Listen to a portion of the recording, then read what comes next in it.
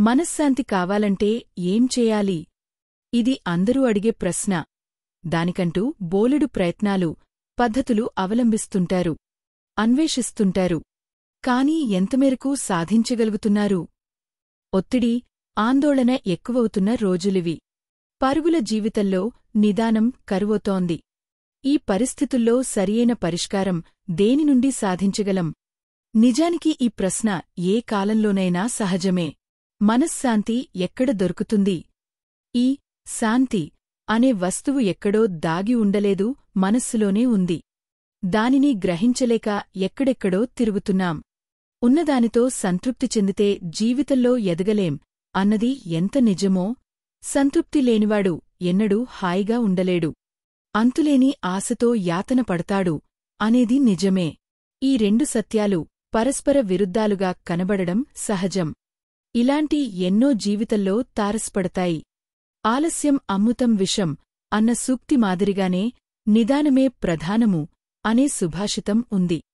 విద్యా విహీనః పశింహ అనే మాటతోపాటు చదువుకున్నవానికంటే సంస్కారవంతుడు మేలు అనే అర్థం వచ్చే సామెతలు ఉన్నాయి.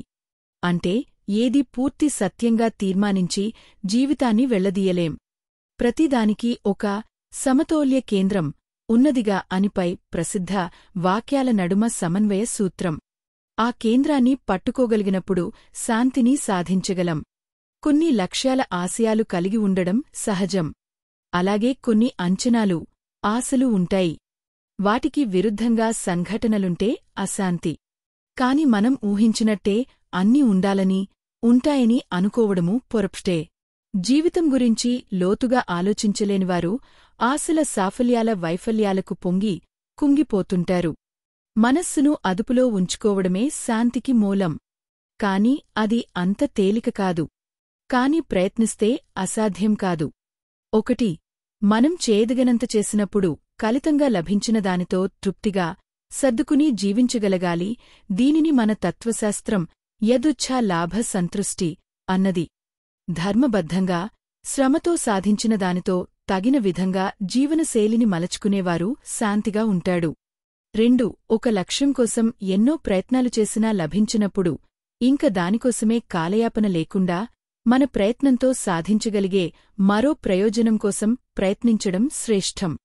పరిష్కరించలేని, ఊహించని కష్టం వచ్చినప్పుడు, దానిని తొలగించడం అసాధ్యమన్నప్పుడు ఆ సమస్యతోనే మరో విధంగా ఎలా సుఖంగా జీవించగలమో చూడాలి. అనుకోకుండా ఆధారమైన ఆత్మీయులు అస్తమిస్తే హతాశలమైనా నెమ్మదిగా కోలుకుంటూ ఆ లోటునుండే మరో బ్రతుకు తీరును మలచుకుని జీవించడాలను చూస్తున్నాం. 3. పోల్చి చూసుకోవడం కూడా అశాంతికి హేతువు. ఆదర్శానికి పనికి వచ్చే పోలికలు కొన్నిసార్లు ఆందోళనకి, ఆవేదనలకి హేతువోతాయి.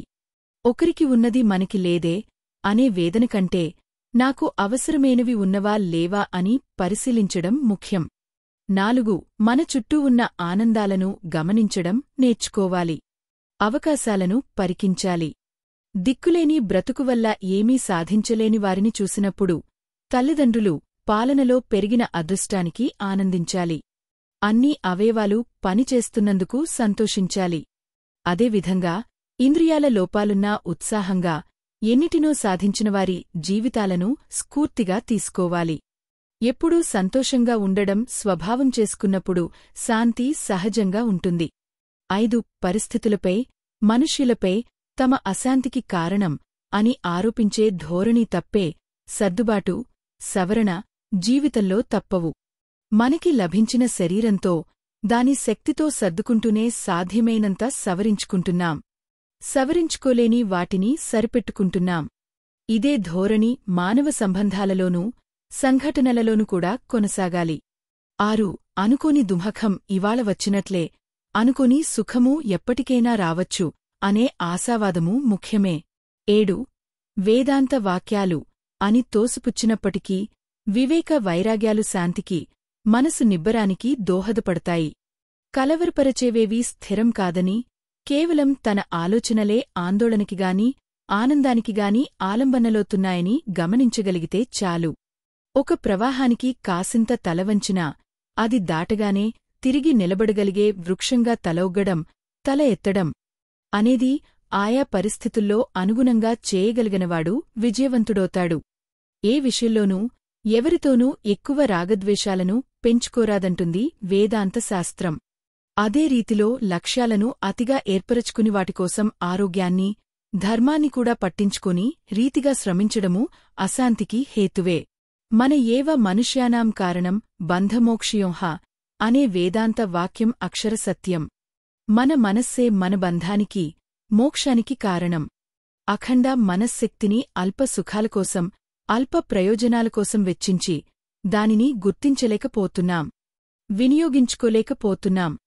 తగిన సరళిలో అదుపులో పెట్టుకుని ఉన్నత లక్ష్యాలను ఏర్పరచుకున్నప్పుడు సమస్యలకు చలించిపోము.